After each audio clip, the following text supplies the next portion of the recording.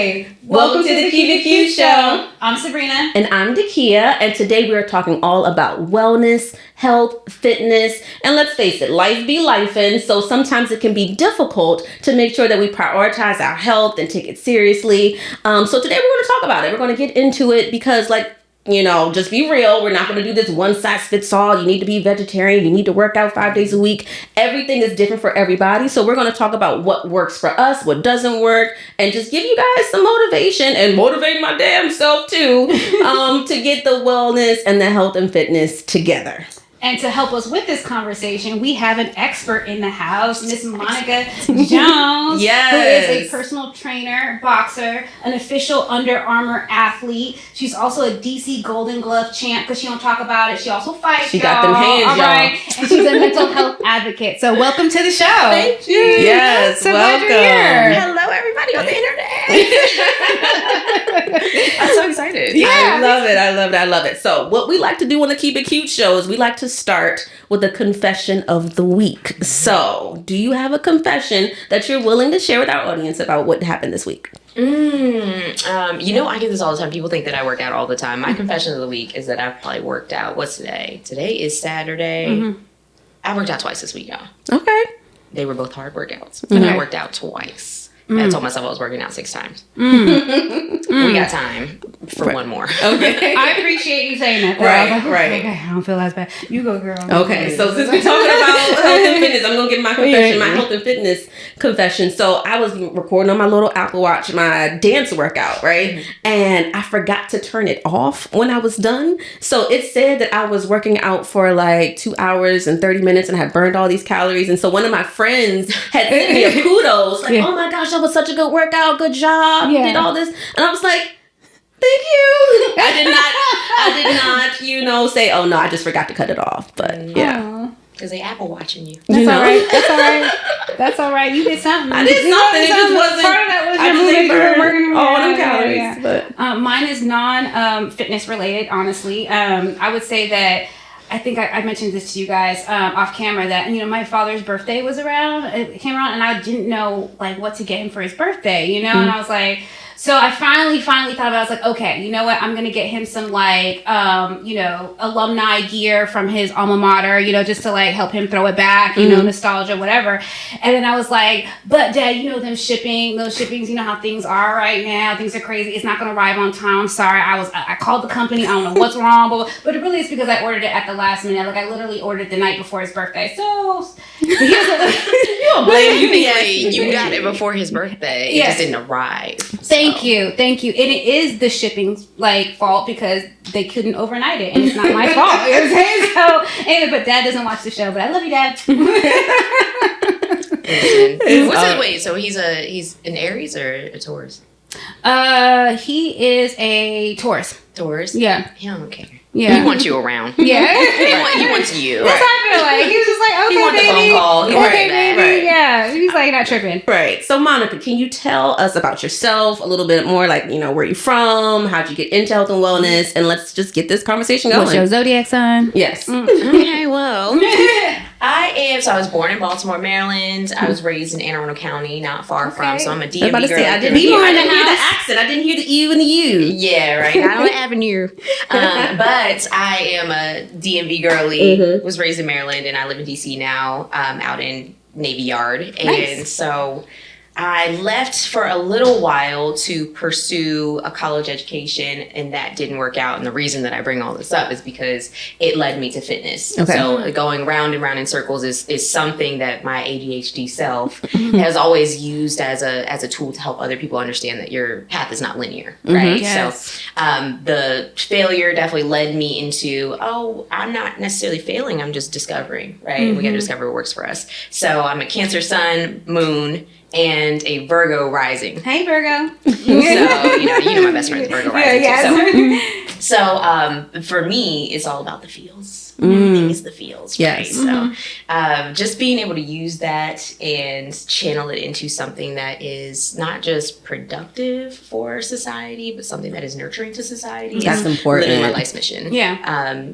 But I'm finding in this chapter, it's not about leaning into the things that I'm good at, but using them to support me when I feel uncomfortable doing the things that I'm not good at. I love that. And finding the balance in it. That's amazing. Mm-hmm. Yeah. And so, I mean, I could tell you all the things. So I did the DC Golden Gloves last year and won in my weight class at 119, which, to be such a feeler, is funny to like do something so empowered and violent. But I was like, girl, they hit you. People look at me and they're like, your face, but you. No, I know, you're so cute. So I love sport. I love sport in general, and I'm not like a big sports enthusiast that I like know all the teams and know all the players, but I do know what it takes to be an athlete and be healthy mind, body, soul in that. And so I like bringing that into the arena of not just everyday fitness and exercise, but also into athletics. Like, you know, where are you in your mental space? Where are you in your emotional space? And using that for peak performance. That's amazing. Yeah. Mm-hmm. So how would you define like wellness, or what would you consider to be like wellness? Because there's so many different things. Like she mentioned, right? Like people think it's like, oh, you know, I don't eat meat, or oh, like, you know, I don't know, whatever the case may be, whatever the trend is that you see on TikTok or whatever social media at the moment, like that is considered wellness. We have like a whole wellness industry, right? That's like pumping certain things out into people's face. So what would you consider wellness? I think it's really important to be able to define wellness for yourself. If it was supposed to always be good, then it'd be called goodness. And so, you know, when it comes to wellness, you can take it into any facet of your life and ask yourself, do I feel well? You know, that doesn't mean do I feel on top of the world. It doesn't mean do I feel horrible. It means, am I in a place to sustain this energy and to sustain these relationships and to sustain this this performance, whether it's your work, your marriage, your family life, your life with your child, and your general well-being. So you take the modalities of movement, of nutrition, of recovery, of social behavior, all those modalities. How do we find a way to feel well-rounded? Feel as if we are able to not only be present in our experience in that moment, not being like, oh, this isn't going to get me to XYZ goal, but in that moment, like, are you enjoying it? Are you enjoying your journey? And so my thoughts on wellness are just so broad that I told myself, like, hey, I'm not in fitness necessarily as much anymore. It's been 12 years now of being a trainer, and I can train somebody with my eyes closed. I can tell them what to do from start to finish. But the other time that they spend outside of that hour, 45 minutes with me is way more important. Yeah. Right? That time they spend outside of the gym. Yeah. And I like to think of wellness as like a spectrum. Like some days I'm feeling pretty well. Sometimes I'm feeling kind of well. Sometimes I'm feeling like really well. So I think that, you know, it's not just like a epitome of perfection of I am perfectly healthy. I'm perfect. No, it's like, you know, wellness is a spectrum. And we don't have to, you know, keep beating ourselves up and being so hard on ourselves, because sometimes some days are going to be different than others. Some weeks.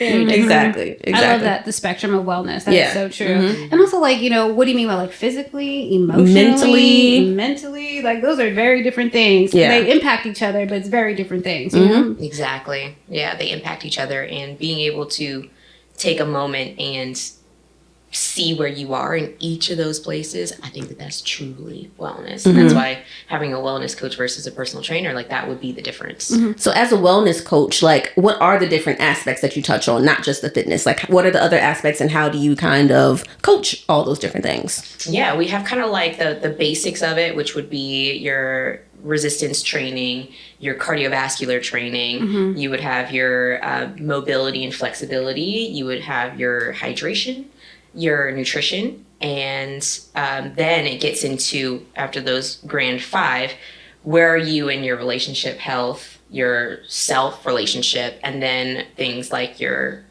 working performance, or whatever it is that you're doing in your day-to-day to contribute to society. Financial health, like all those things are built into the picture, especially for the BIPOC community, like being able to see where all those things lie, what our mindset is around it, how it affects us emotionally, what we're storing in our bodies, and what we're consuming on a daily. So it can go really, really deep into one specific thing for a person, and that can make everything else so much better. Or it can be, I just want to dabble in each thing and then keep discovering.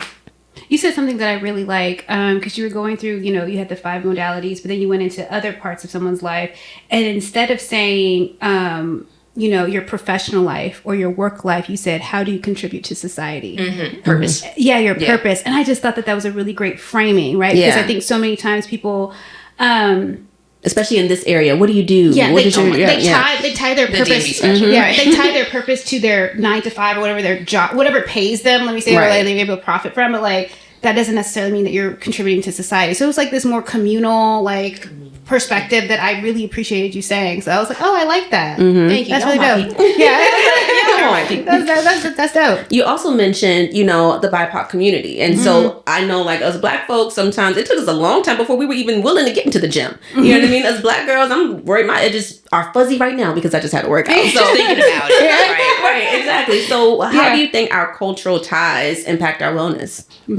I never claim this for everyone, but what I can truly say, especially, it's been a week, but our cultural ties, they really, really run deep in self-worth, right? So I'm worthy of my best health, but why is it so hard for me to achieve that? Everything from my hair is working against me to the fact that I feel like I don't have enough time because I'm taking care of everybody else in my family, in my circle.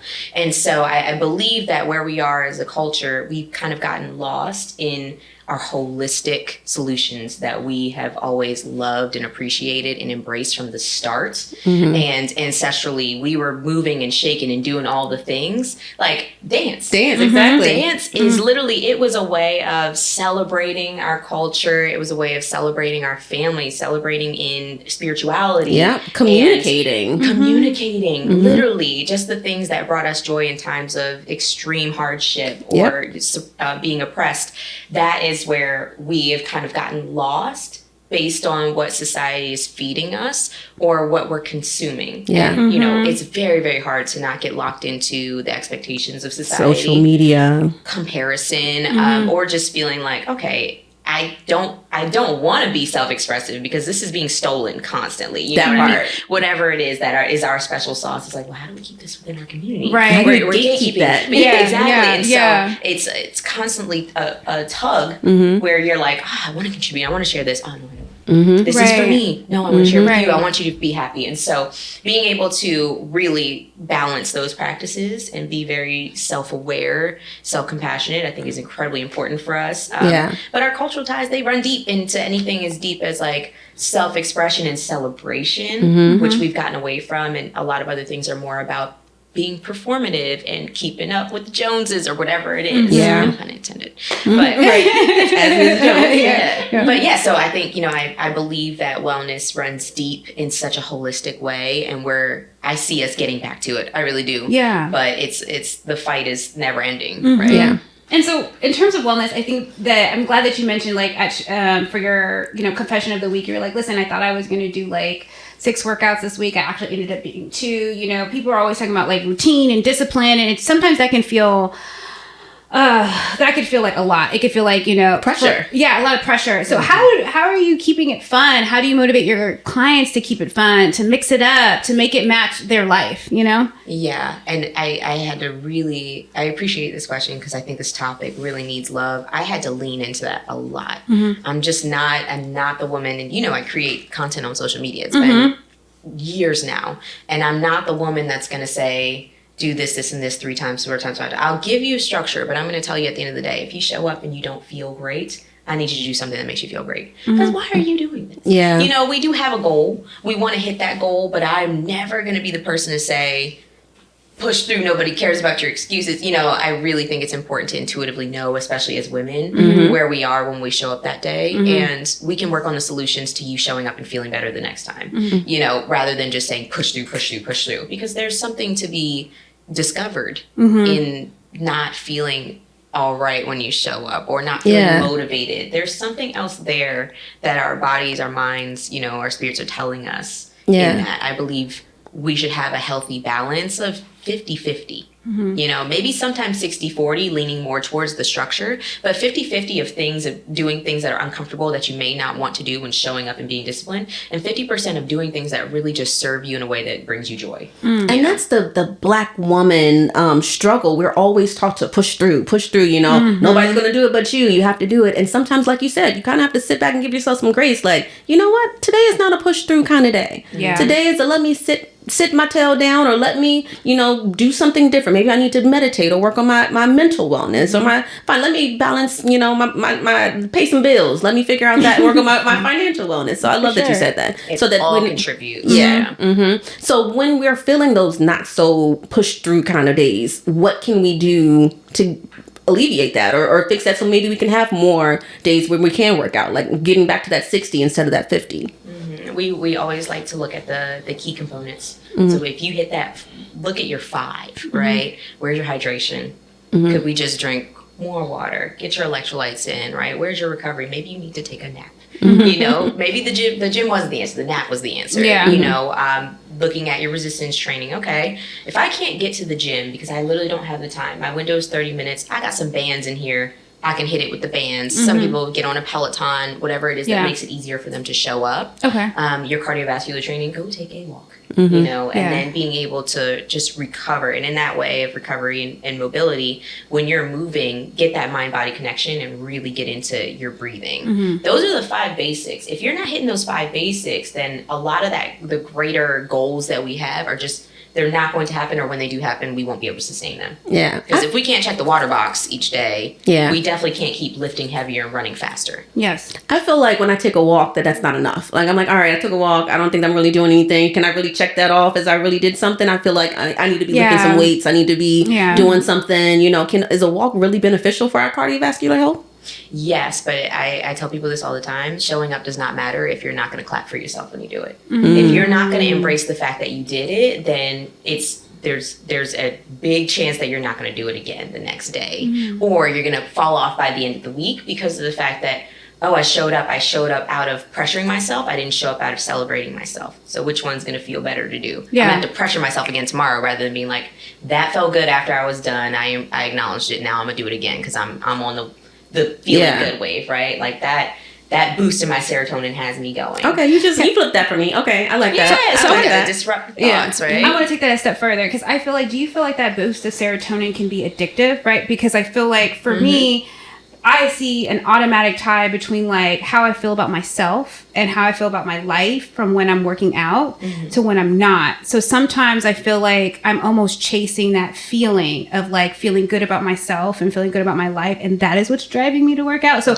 I want to ask you, is that like a healthy thing or is that like, I don't know. Because when the way you said that, I was like, is that good? Is that bad? I don't know. It is good. But so you got to reframe it, right? You don't chase, you attract, right? If I'm going to show up, then those things that I want are showing up for me too. I'm meeting them there, right? And we don't know. Like we think, okay, let's say I prescribe someone to work out, 5 hours a week so they could lose 1 pound of fat a week, right? Yeah. That means in, 8 weeks we're losing 8 pounds, right?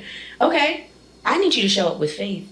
And I need you to show up and know that it's meeting you there. It might happen before that point, or you'll discover a sense of self-efficacy. Something else positive is going to happen on the way there. And you might even forget you had that goal. At week 4, right? Because you're just feeling so good. So it's more of an attraction thing rather than being like, okay, I'm chasing this. You're just giving to yourself. Okay. And as long as we can be present in it and actually feel it in the moment, then we feel a lot less pressured. You know what I mean? It's like, okay, today felt good. I'm not even rushing to tomorrow or making sure that I show up tomorrow. I just know that I feel good now. Because we had a conversation about self-care and she was like, oh, what's part of your self-care routine? I was like, working out. Like for me, it just makes me feel good. So one of the things I wanted to ask you about is, do you feel like you being a woman and having that like divine intuition, do you feel like that's like really been instrumental in your wellness coaching? Yes, man. Yeah. Yes, I can woo all day with y'all. Yeah. You. But I do. And I created a program a couple years ago called Hustle and Flow. All of my life I struggled with PMDD, and it's like the cramps, debilitating for 3-4 days. What is it? Having cramps, like PMDD. PMDD. So it's premenstrual disorder. It's like PMS is angry Yeah. older cousin. Yeah. Right? Okay. So yes. Okay. A fair amount of women struggle with PMDD, and they think that it's just PMS because that's what society's kind of just bundled as you're a B word during your cycle, or you're supposed to be in pain, or your mood swings because it's this week of the month or this time of the month. But no, we have an entire infradian rhythm. Our cycle changes from our follicular phase to our ovulation to our luteal into our menstrual phase. The entire month we are changing day to day, not just it's my period week. And so for me, I was like, I know something is wrong. And I feel like the more that I ignore myself, or the more that I pile on the, ibuprofen to get past this feeling of pain, I'm suppressing my inner intuition. And so I was like, I got to do something about this. So I started studying under a woman named Dr. Stacey Sims. And she's a female physiologist, but she was studying women's performance specifically and how their cycles affected that. And of course, she's a woman doing it because most men they don't care or understand. Shout out to the allies, but they can't understand the same way. They can't, exactly. And so our research is so behind, but thank goodness for it, because that's how I was able to cure myself and heal myself of so many of those really horrible symptoms holistically. Yeah. And so can you give an example? I'm so curious. Absolutely. Okay. Yeah. So I don't know if you guys ever feel this. Do you feel tired before you get your period? Absolutely. Yes. I'm sleeping all the time. Yes. Exhausted. Yes. So sometimes I'll feel, I don't even have to look at a calendar, but I'll be like, man, I'm really feeling very drained today. And I can't look at this computer screen and organize my thoughts.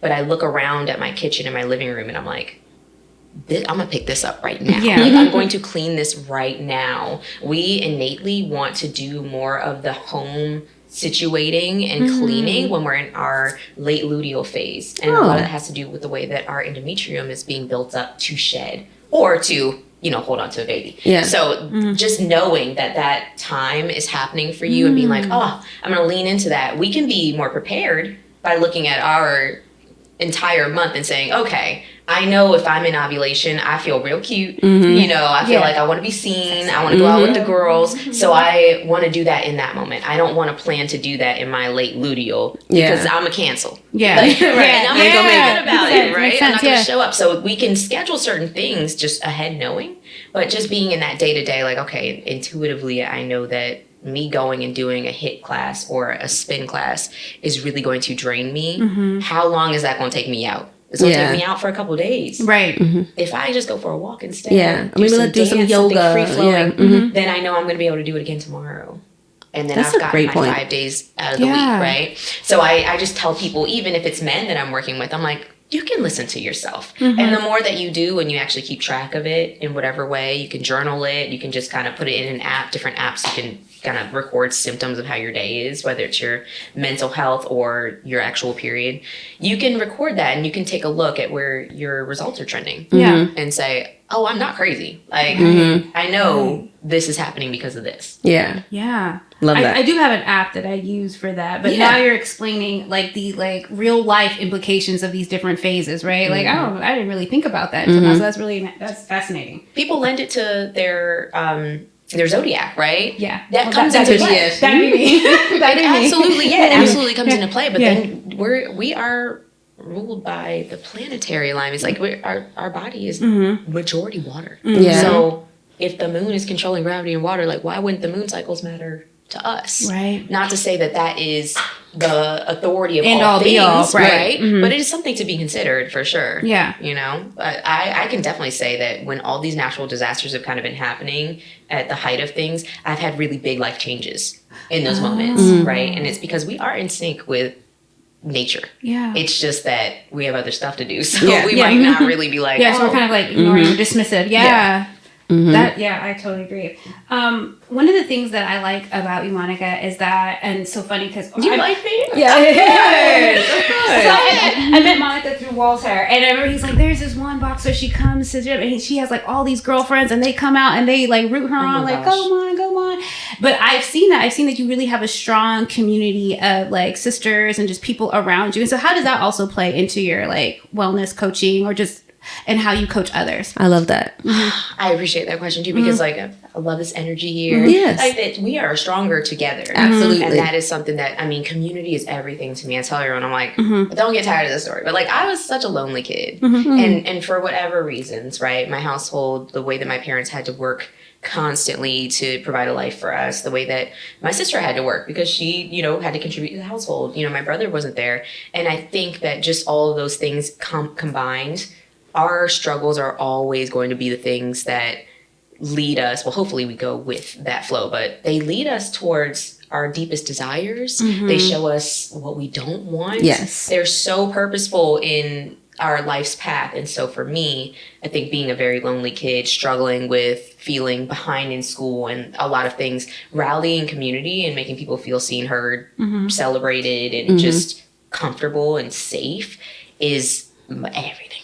Yeah. Because I get to enjoy it, you know, selfishly, but also I get to see it. I get to see people connect and stay connected. That is my big thing. It's like, stay connected. Don't just don't just take somebody's number and be like, that was great. Because this is a whole new connection. I'm just meeting you today, but we connect you, girl. Right. So yeah, exactly. So I love that. And honestly, it was the girls. I feel like we a lot of times can get stuck in commisery. Oh, we commiserate together. But now it's been such a beautiful thing to see us really putting shit into motion. Like really getting it going. It's like, girl, let's talk about it. We're going to start a podcast. Let's do it. Stevie, get the camera. Let's go. You know, like we're really here. Yeah. And I love that. So it's so important to me though, because the power of just supporting one another, seeing one another, having that conversation, it goes so much further than like, oh, I'm just going to put you on with this person. Like, or your accolades speak for you. I'm going to, you know, put your name here. It goes just as far to have a conversation and show someone you really appreciate them.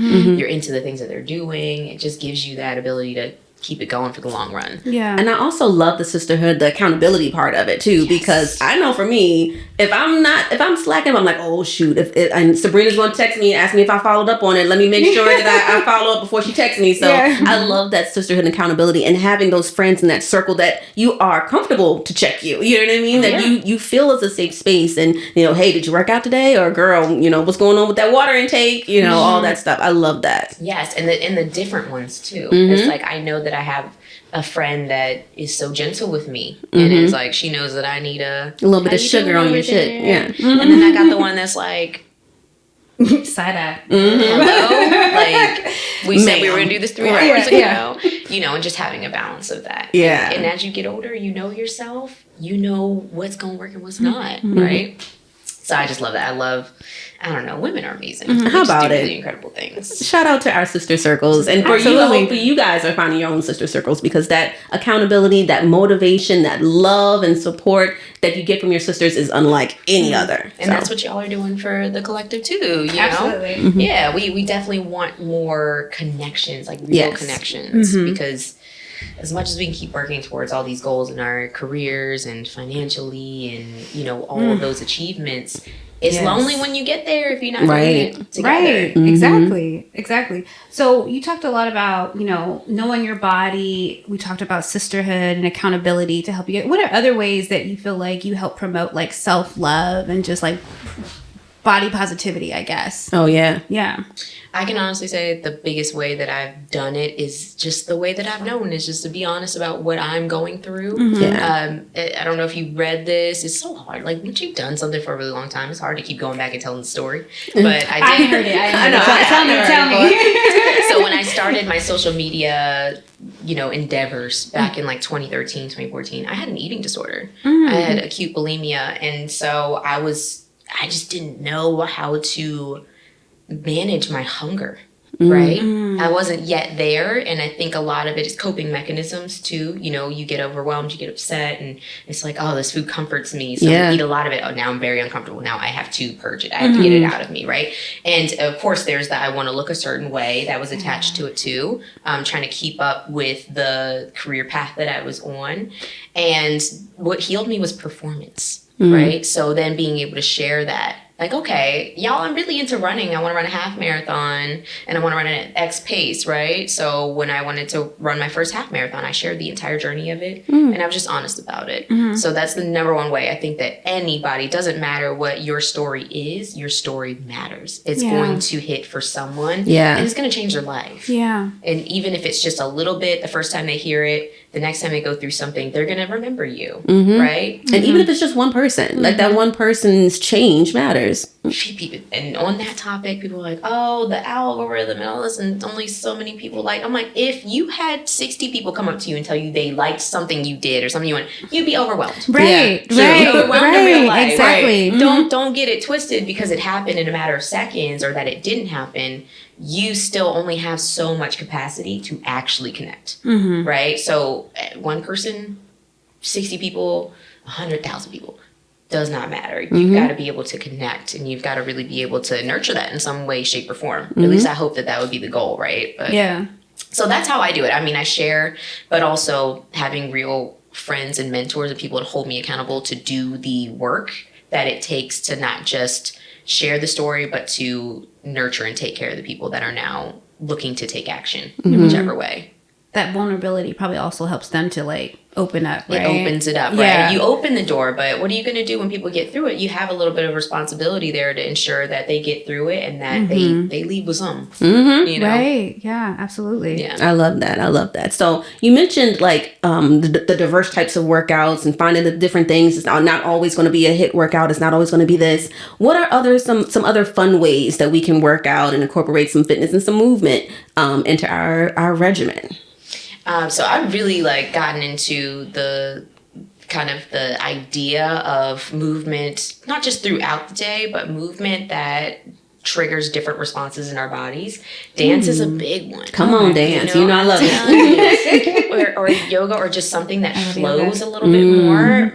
It's more in the feminine energy, and everybody needs some form of feminine and masculine movement, right? So when it comes down to being able to flow, to do yoga and stretches and poses, or just to flow and dance in the morning as some form of celebration, I told a lot of my clients that feel stagnant and stuck, or who have kind of started their days with disempowerment, right? Like already thinking, oh, I got to do all this, or I didn't do this, or I don't look like this. I want you to just dance instead. Put on some music when you wake up in the morning and allow for yourself to just connect with that instead. So just reshaping the way that you start your day. One of my best friends does that. So Janae, she used to always wake up with anxiety about what she has to do for the day. Same. So when she had her daughter, she was like, no, I don't want to pass this on to my daughter. So she wakes her daughter up with a morning dance party before they get ready to go to school. So they literally have a dance party every morning. They pick the songs, they do a little dance. It's like, all right, let's get the day going. Let's get dressed for school. So I love that mindset, to not pass that to the next generation. Let's reshape the way she is growing up and thinking about starting her day. And that's in turn helping Janae reshape her life too. So that's being a disruptor. You have to be okay with disrupting those thoughts and know that it's a process, but she obviously has such a beautiful cause in not wanting to pass that on and wanting to give better to her daughter, but she's giving better to herself. Exactly. So I think just being able to repaint that canvas, or create a new way of thinking about movement as more of balancing those energies, because we have energy, we recycle it, and a lot of times we're kind of sitting in the same stagnant energy because we're doing the same things or thinking the same things. So you gotta shake it up. I definitely believe in do a little dance, a little shimmy in the morning in some way. Go for a morning walk if that feels more approachable to start with. But I be closing the blinds, y'all, and I hit a little dance. Yeah, and she was like, okay, I'm gonna give him a show. Come on, open the blinds out. It makes a difference. It makes a difference. But boxing is also great. People like me all the time, like, oh, boxing is so cool, so badass. I'm like, do it yourself. Do it and figure out that, like, even doing something like, I'm going to go take a class and they're going to ask me to jump rope or shadow box, and that once you get past the fact that no one's watching you, they're watching themselves, or they're just so focused that they're not worried about what you're doing. Once you get past that and do it, it's so empowering. Then once you hit a mitt or a bag or something, you're like, when else in your life are you able to hit something and it's over like and over, acceptable, right? Or you hit that right combo, and it's a different level of empowerment, and I'm all about that. Kickboxing too, just things that are so out of the box that allow people to really like get a different reaction out of their bodies. Yeah. It's the gateway drug of fitness is literally being able to do things. I think it's so important for women too, right? To like get out of that, like, I have to be cute and pretty and stuff like that, like, and actually like practice the exercise of hitting something. Yeah, you ain't got to keep it cute all the time. I know it's the Keep It Cute show, but you ain't got to always keep it cute. Exactly, because it's almost That's like still cute. It's It's still cute. Yes. Because it's just, it feels foreign. You know, it can feel foreign. Yeah. You know what I mean? So I like that you said that, because it is something you kind of have to break yourself out of your like own norm to be like, okay, I'm going to try this out. Yeah, and too, I mean, I love seeing men on the yoga training and the breath work and just being able to do something different. Love do it. something that society might not have encouraged you to do. That rebelliousness is fun. You know, you get a little bit of rebellious and you're like, oh, I mean, I might just keep doing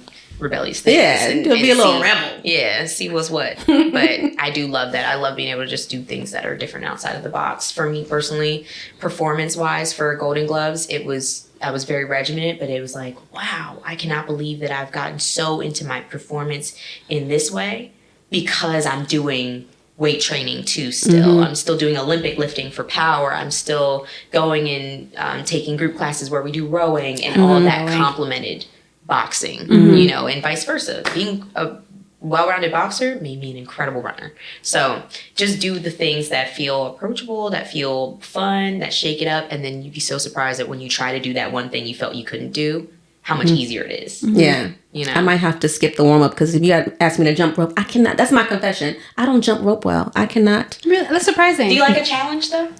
I do like a challenge. I do. I think sometimes that's the way you present it to people. Yeah, I do like a challenge. Yeah. But, you know, I'm trying, like, I can double dutch, but I can't I jump can't double dutch. rope. Like, And a a single good jump coach rope. would be like, we're going to double dutch, y'all. Yeah. Because that's your gateway Yeah. to doing it yourself, right? Because a lot of times I jump rope. My favorite way to jump rope is in the double dutch form. So I go The foot, one at foot, a time. foot, foot. Yeah, So I just toggle, right? Oh, You can okay. do that with a regular jump rope. Oh, okay. So it's like if you started there and you had I that probably rhythm. could. you I can like do it. that because I'm here and we're like, oh, you're a dancer, you're coordinating. I'm like, I cannot get over the because I don't know. Just the time. I'm trying to heel toe with my jump Okay. rope. That's my thing that I'm trying to do. Oh, okay. But yeah, more dance moves on jump rope is definitely another way to keep doing it too. Yeah. You know, you're working for choreography, not just to jump up and Okay. Yeah, that's a flex. I'm ready now. down. I can't wait to see that. Already, I love that. So what is probably one thing that you would say you are most proud of right now in your own wellness journey? Oh my gosh. It could be recent, it could be old, but what is the one thing that, just as an example? Right now. Okay, so I just recently, it's been 2 weeks, I got off of antidepressants. Oh. Yes, I took an antidepressant called Wellbutrin. And the story is that it's been about 1.5 years. I told myself I would be on them for a year because I did about 5 months of therapy. I took a sabbatical. I don't know if you can call it sabbatical when you're an entrepreneur because literally. Yes, you can. You just not getting Yes, you paid. can. Yeah. Literally not doing it. Yeah. In order to do therapy. And I was doing virtual therapy with a Black female therapist. She was incredible. And the self-discovery, y'all. Once you get into that phase, you notice, like, you start healing. It's the topic of conversation for everything, but it's also like, I can't escape the good or the bad. Yeah. So, like, where am I going to be? And so I got through with that phase of therapy, and I was like, okay, I'm ready to address my ADHD.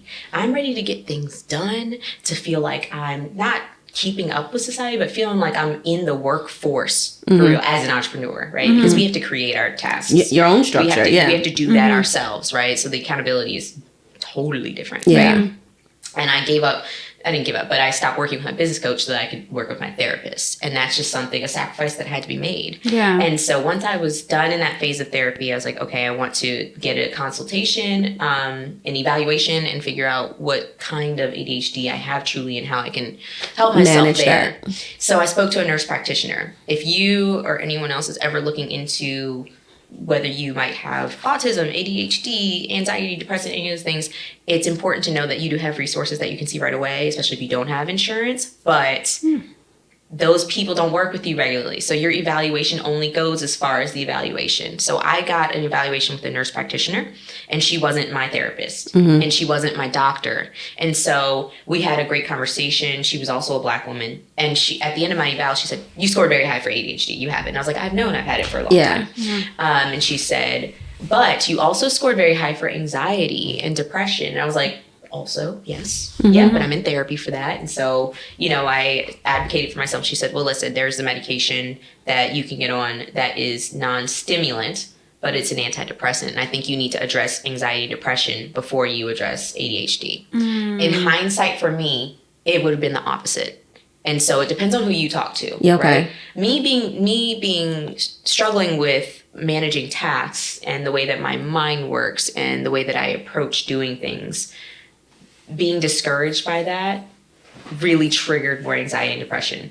Rather than, I'm anxious and depressed, now I can't focus. Some people it is the opposite. It just depends. So for me, I felt it was the opposite. And so I got on this antidepressant.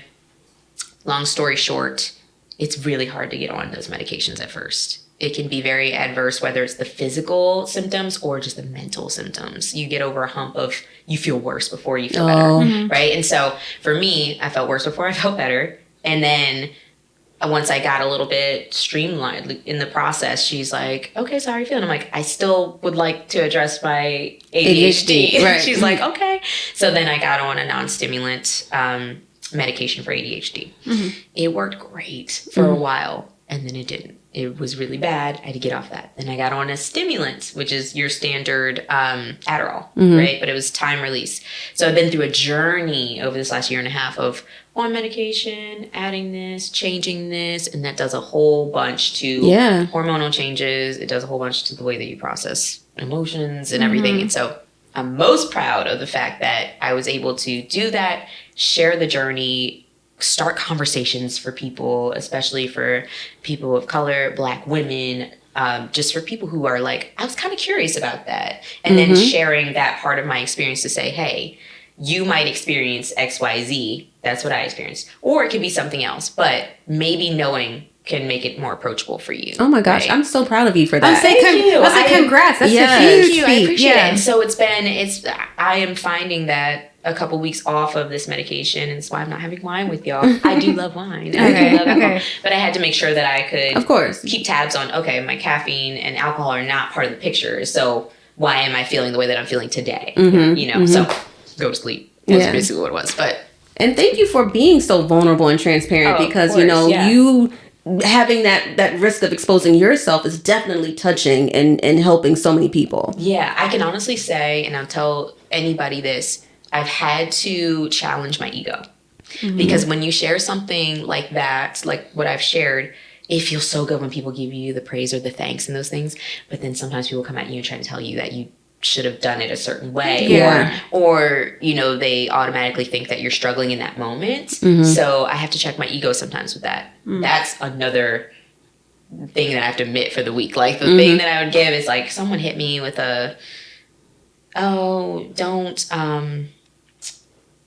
don't let it own you, or don't own anxiety and depression. And I'm like, I'm good. Yeah. Like that wasn't for you. No, but then I was like, okay.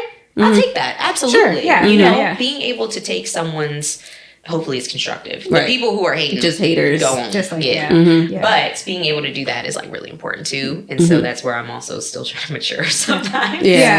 But I'm very, very proud of the way that it's going. It's been a hard week.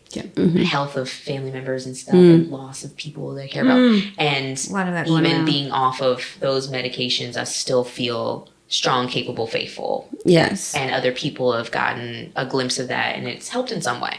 That's amazing. Thank you. That's great. I feel good. I also want to call out, I'm really happy or just like proud of the fact that like you were like, listen, I had to make the switch from a professional coach to a therapist, and making that I had to take a 5-month sabbatical, and I'm an entrepreneur, so I'm not getting paid. Like, I think sometimes with, the BIPOC community, when we think about like our financial stability and like our versus emotional, like financial stability always trumps that, right? And so I'm just so happy that you were able to see like the long-term investment in that decision, because there's so many people who's like, I can't risk it. You know what I mean? So I just wanted to circle back to that. That is huge for our community. That is incredibly huge. So kudos on that too. Thank you. And the personal advice that I can give to people who are struggling with that, you have to reframe, and you have to stick with your reframe plan.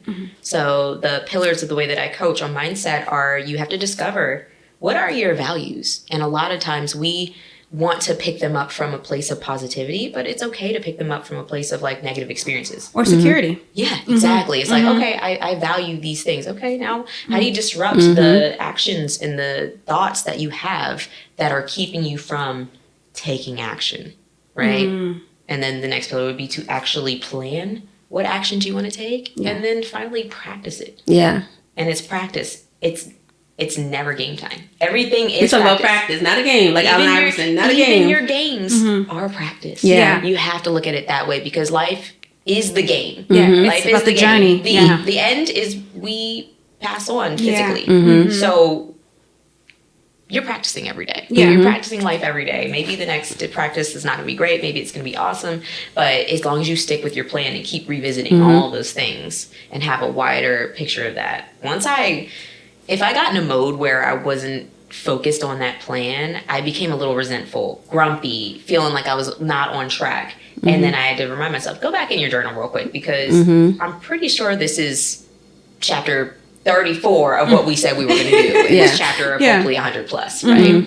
So that would be my biggest piece of advice. Just stay with your plan. Yeah. And if you need someone to help you plan, whether it's a business mentor, a wellness coach, a dance teacher, whatever it is, you have to make sure that you stick with them and let them hold you accountable. Let them also hold you emotionally too. Yeah.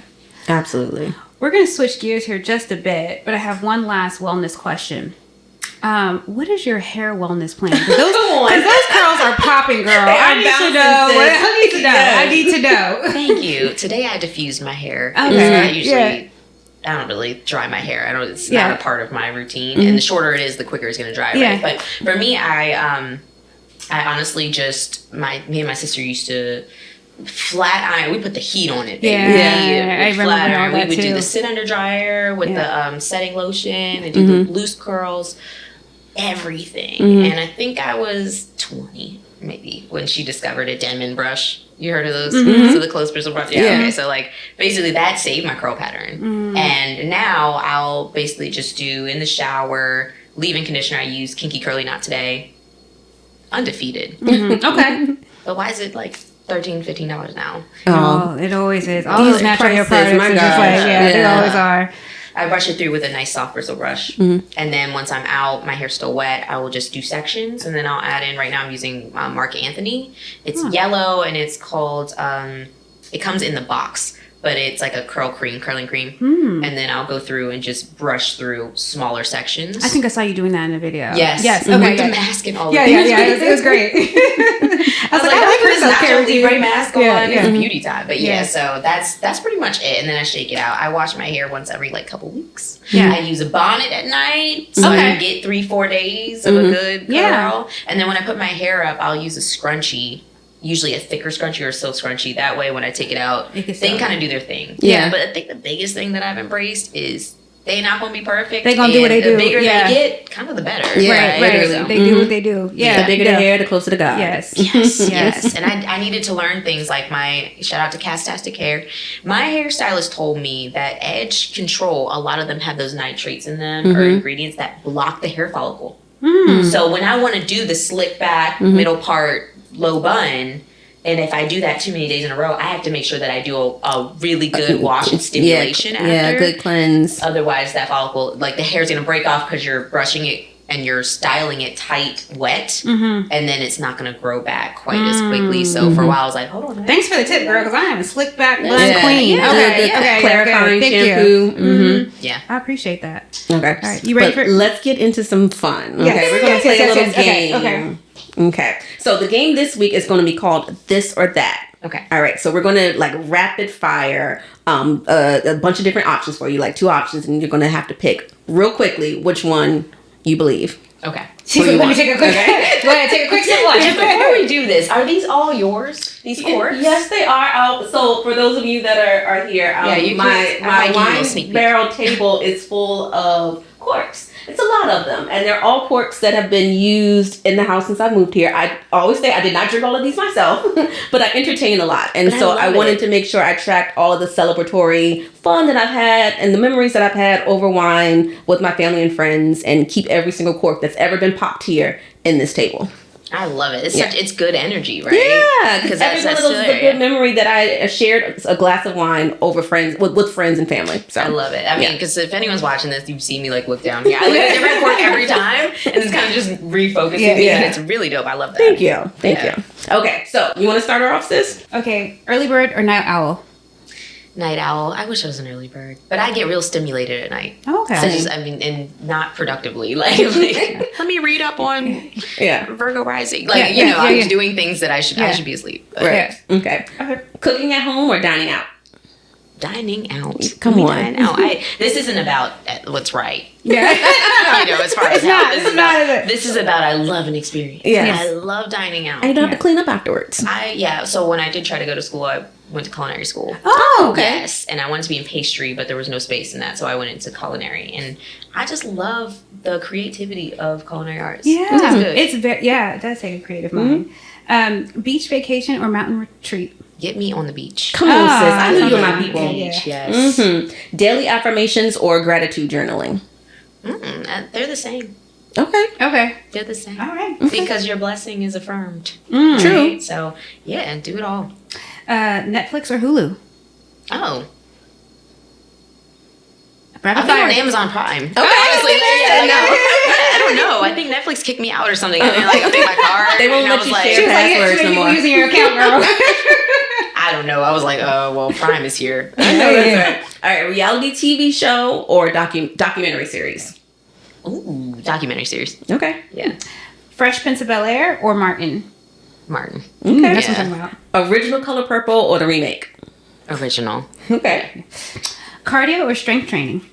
Strength training. Sauna or steam room? Steam room. Yeah. Okay. Steam. Hokas or On Cloud? Oh, that's a great... Under Armour running. Under Armour running. Okay. Let me know if you need a recommendation. Right. Bar or Pilates? Oh, bar. Oh, yes. Oh, I didn't expect that one. Yes. Okay. Crow pose or pigeon pose? Ooh, crow. Okay. Get Digital some obliques. Okay. Digital detox before bed or bedtime reading? Oh, okay. Well, I use bedtime reading as my digital detox, Yeah. but digital detox is a necessity no matter what. Okay. Like, at what time do you cut off all digital devices? When I do it, it's usually I need an hour at least to come down. But if you're not using blue light blockers, use them after 6 p.m. Oh, wow. Use them after 6 p.m. And if I you use are them for work. Yeah, I swear by them. Yeah, they're built into my glasses. So Okay. and also if you're a caffeine drinker, the half-life of caffeine is 12 hours. So if you are having trouble coming down, you could also shift up your caffeine time like 30 minutes earlier Oh, until okay. you'll see some Yeah. improvement for sure. Nice. I believe that. I Nice. stopped drinking coffee after 12 p.m. just because I want to be able to go to sleep. If I Yeah. do anything after 12 p.m., I'm not going to be able to go to sleep. Yeah, there's also like just the shift because sometimes I'll get on the pattern app or something else, and if your app is using darker colors, that is helpful. You can change over your screen, and also like if you're consuming something on electronics, yes, you're getting blue light, but try to consume something that doesn't get you worked up or have you overthinking about things Yeah. relevant to like the things you need to do or things that upset you. So you could still be detoxing in a way if you're on your electronics and trying to wean yourself off because it is an addiction in real Yeah, life. it is. You could do that by trying to consume something that is a little bit more soothing to you or provides comfort before you go to bed. I love it. Thank you so much, Monica, for This has been coming. great. It's so much fun. Amazing. Yes. I'm gonna That's give so you much your fun. flowers. Thank you. I feel very supported. Yes. Here. It's comfortable. course. It's Yeah. real cute. It's real cute. And yeah, I'm really looking forward to the episode. I think that what y'all are doing is incredible. Aw. So I'm really happy to be here. Thank you. Thank you so Thank much. you for supporting us. Yes, I really appreciate absolutely. it. Really do. Mm-hmm. All right, y'all. Well, thank you for tuning in. Thank you for being with us on this fitness wellness journey. Yes. And I hope you learned a lot. And where can the people find you? Oh, okay. So you can find me on social at Train with Mon. All the things that I do are on there. You can find me at monica-jones.com and email at admin@monica-jones. Coaching, everything like that, I can direct you from there. Awesome. Awesome. All right, guys. We hope that you have a great week. Tune in next Thursday at 8 p.m. for another episode. And in the meantime, we hope you have a great week and keep it cute. Take care, guys. Bye.